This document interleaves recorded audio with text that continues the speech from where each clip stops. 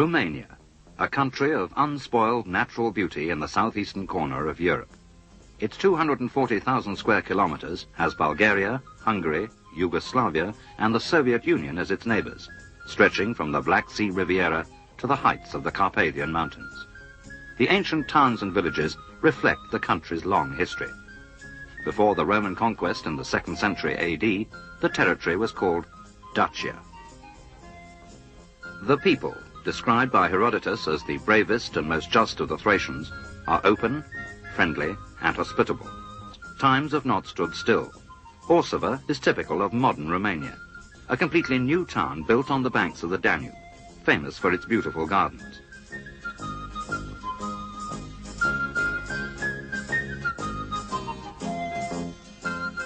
One of the main tourist attractions is the superbly designed Catholic church.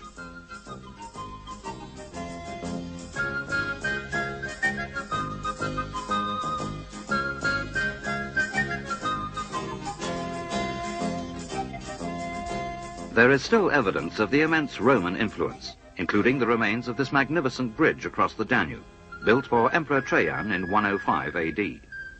An amazing technical achievement, since the Danube is the second largest river in Europe.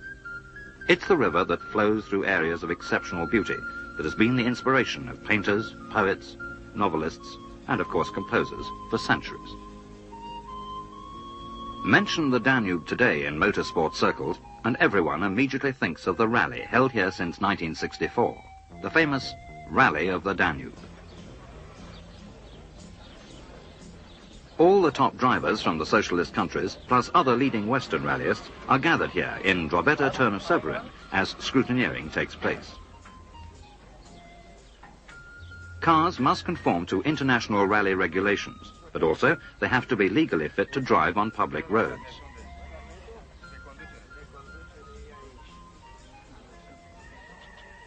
Whatever their nationality, the common talking point is rallying.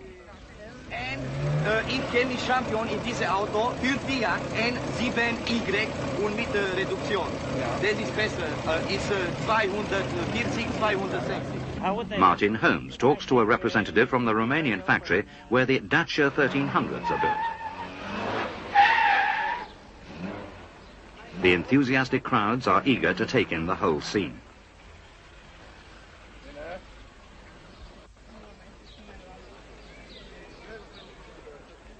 As documentation takes place, these sponsors are everywhere, helping to brighten up the cars.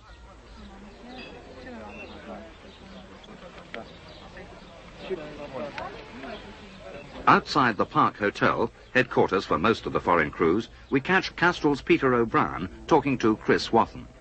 You got any weather forecast? No, as far as I know, the weather should be okay. Yes. I think it will be at this time of the year. There's generally no problem. No, well, I have a Romanian co-driver, so that's very helpful as far as local knowledge is concerned. What about language? He speaks a little English and a little French, so we're getting by No well, problem. really. Even with your English. My English, yeah. Hot favourites for the event are the Austrian pair, Franz Wittmann and Helmut Deimel, in their Opel Kadett. Kurz danach, da brauchen wir wieder. Vielen Dank. Ruth Hillier from Great Britain is the youngest competitor. We broke the brake caliper. Oh. Well, we stuck it together with glue. Glue? Yeah. And we're hoping it'd be okay. Did we send to the factory? Well, we've done a bit of recce with it since, and it lasted out on that.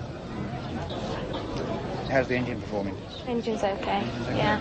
We're a bit worried about punctures. Tarmac stages don't suit the car because it's a heavy car, yeah, and it's not going to be very fast on the tarmac. It's more of a car that's going to last on the bumpy ground where the others are going to break up. As start time draws near, a huge crowd assembles in front of the theatre and all the vantage points around. Wittmann is first onto the ramp for the official start.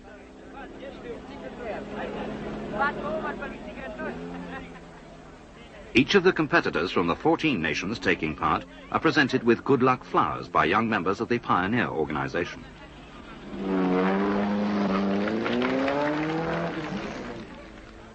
The Danube is a round of the European Rally Championship and also a round of the Peace and Friendship Championship for socialist countries.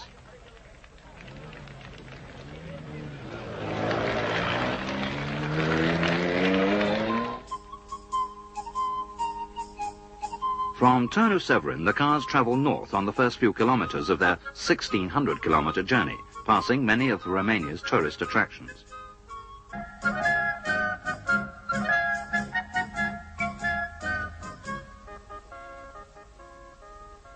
As dusk begins to fall on the lake, we catch up with the rally again, for it's here in the mountains that the special stages begin.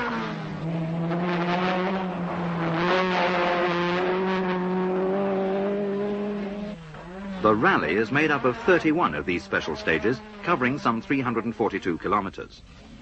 The winner of the rally is the driver who makes fastest time on these special stages, which of course are closed to normal traffic. In between the stages are controls to make sure drivers keep to their time limits. Number 3 in the Renault Alpine is the Bulgarian Ilya Chubrikov, winner the last 2 times and out for a hat-trick. As the night wears on, the cars move further into the Carpathian Mountains. Literally into the mountains as the cars go through the tunnel that links the Transfer-Garrison Highway to the Bühler Pass. The walls of the tunnel echo to the sound of exhausts.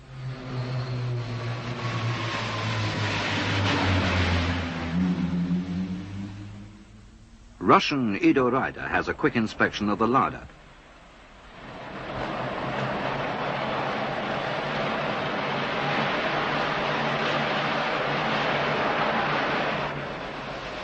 During the night, the drivers go as far north as Sibiu, and dawn finds them climbing the spectacular pass above Bühler Cascade.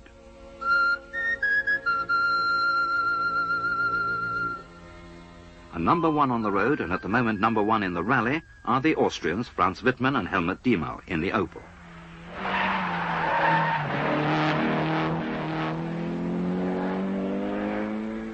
The Czechs, Blana and Hlavka in the Škoda, really trying.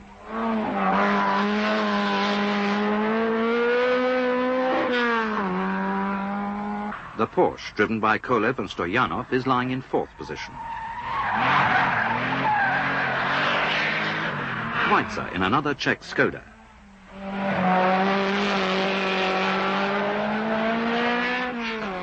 This is a spectacular stage, reminiscent of the major Alpine rallies.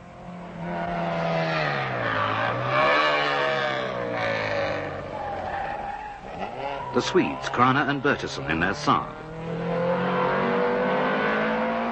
The Dacia down below is driven by Romanian Ilya Oceanu, who was 3rd last year.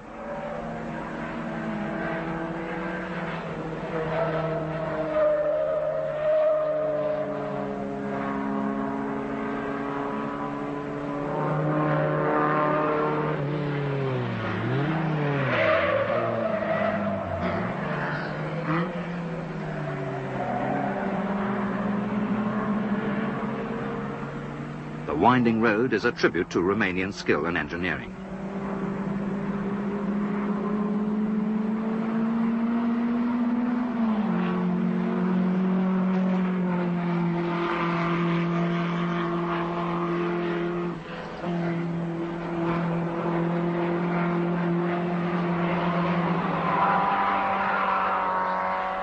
Whose Dacia crosses the finish line at the end of the stage.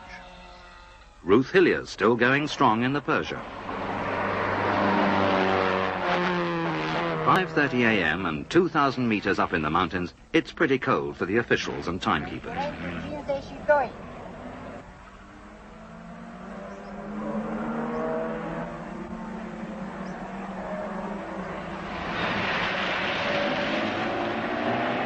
Back through the tunnel again. There's no time to admire the scenery as the cars return to the valley and the special forest stages around the lake.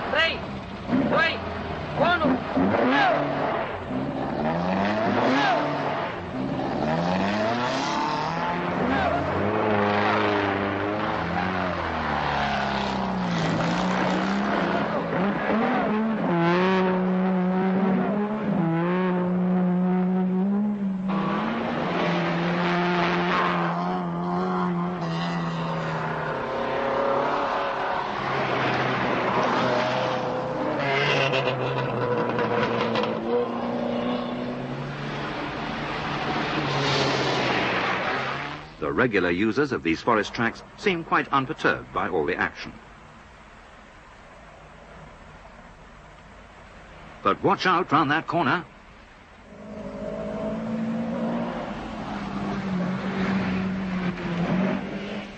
Wittmann.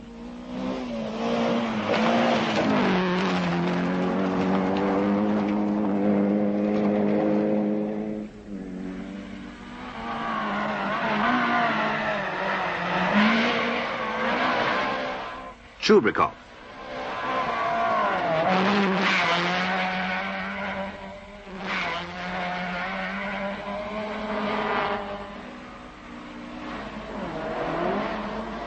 Kolev.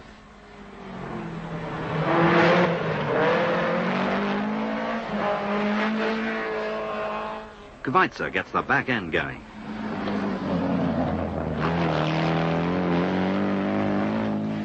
The Bolchik brothers with their Russian Moskvich.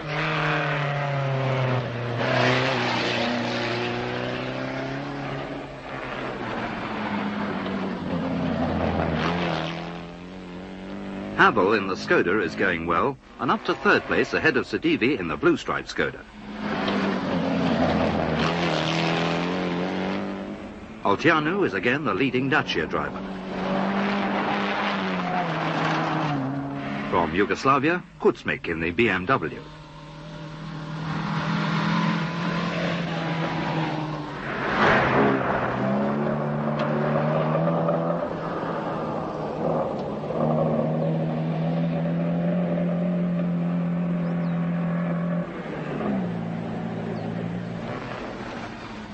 Further round the lake, the Belgians, Van Herk and Van den Bogert, test the suspension on the Volvo. Veniți din patru catedrale, a patru feluri de a crede. Să înțelegeți, să rețineți, odată pentru totdeauna, că fața cerului albastră, că fața frunzelor e verde, că peste noi se arată cururi, acelea soarele și luna,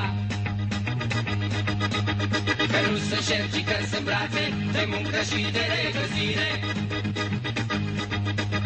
că nu șenile, ci sunt alba, acestor trupuri mergătoare,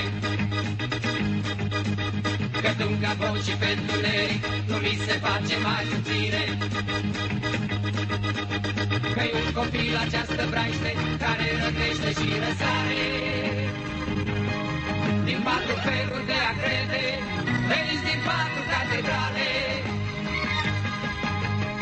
sorbiți lumina injectată a ochilor ce aminți, că sursa sângelui e steaua, când arde luzul nostru moale.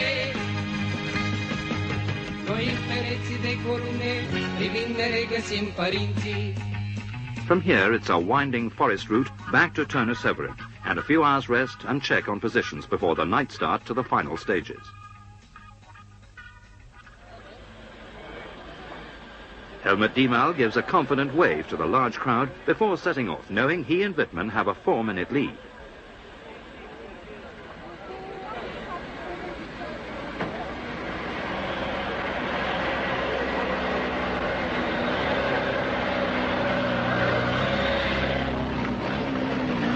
The others follow in quick succession as the cars speed off into the night.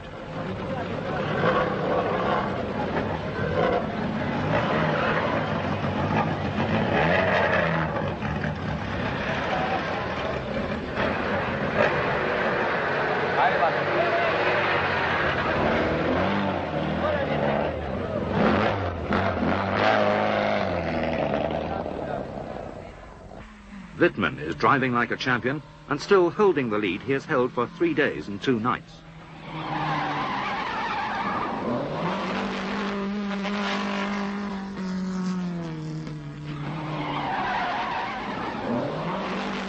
Unlucky Blana has dropped out 3 stages before the finish with broken front suspension, so everyone else has moved up a place. Teammate Kvitsa is now 4th. The irrepressible Chubrikov is still fighting every inch of the way and is now 5th.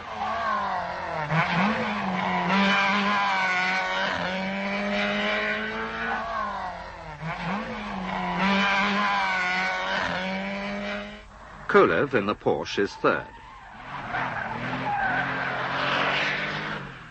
Even though it's the final stage, every second is vital, so no one's slacking off. Havel has had a storming night and is now 2nd behind Wittmann.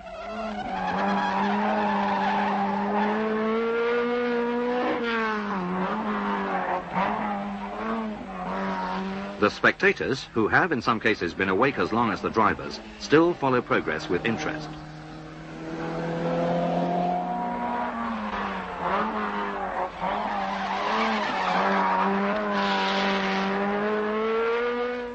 Martin Santa.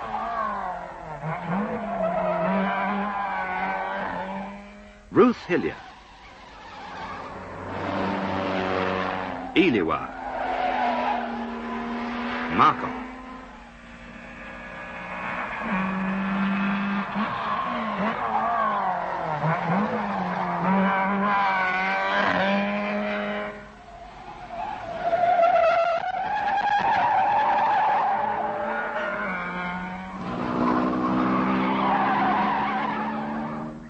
Every driver still running has earned respect.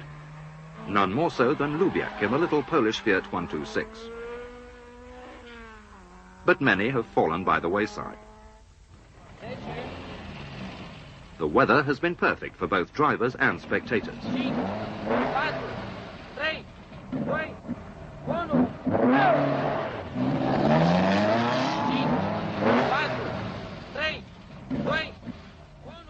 As the tail-enders set off on the road to Orsova, the leaders are already nearing Cherno-Severin. The huge crowd waits expectantly. The results have already been radioed ahead. Wittmann and Deimel, fittingly with number 1 on the side of the Opel, mount the ramp in front of the theatre to be proclaimed worthy winners.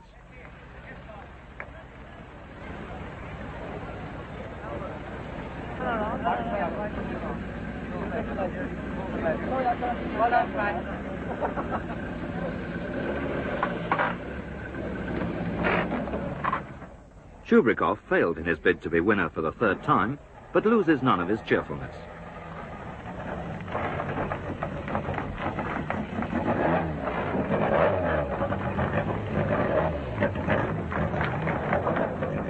Kolev acknowledges the cheers for his 3rd place. Kvitsa is part of the most successful team. Together with Havel, who was 2nd, and Sedivi, who was 6th, they won the Nations Cup for Czechoslovakia and a manufacturer's prize for Škoda. Iliwa, who was the 2nd Romanian behind Olceanu, brings his Dacia onto the ramp, one of the 28 Dacias to finish this grueling rally.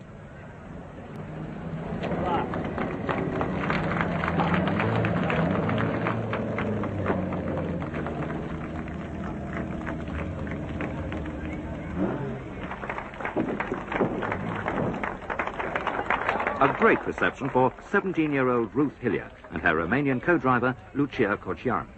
who battled on to finish 40th overall and to take the ladies' prize. Get them all up. Fantastic. Well done. Come again. And have you had any particular problems with the car? We bent the steering rod in the second half, and the steering was bad for a while. Wheels facing opposite ways out. But apart from that, it wasn't too bad. We got that mended with our service crew, and it's okay. Apart from that, no punctures or anything. What sort of stages did you like best? The rough ones. I preferred the rough ones in the second half, and I like the rough one around the lake in the first half. I don't like the tarmac. It's not suited for the car because the car's too heavy. How have you been getting on with your co-driver? What language do you speak? English.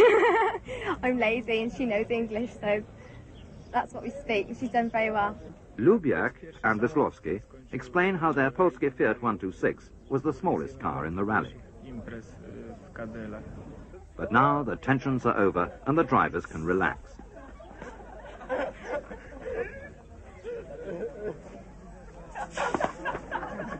Wittmann and Deimel celebrate with the traditional champagne shower.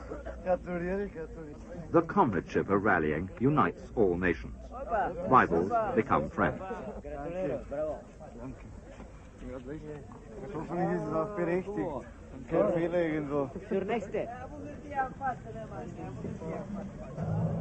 No, we kept our service plan safe for safety only, as we had 4 minutes plus, and so he did not best times. Okay, there was one gravel stage, and gravel is his specialty, so he was best there, of course, but nothing else. On the other stage is mainly Blachner and Chubrikov. And the problems with the car? Any problems at all? Not serious ones, no. We had one broken shock absorber tonight, that was all.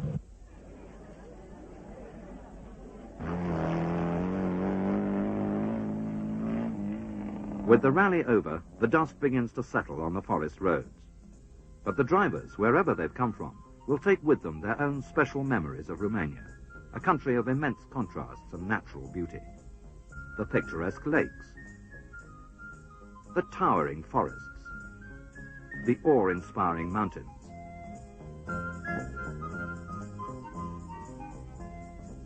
the wildlife, the traditions of history and culture.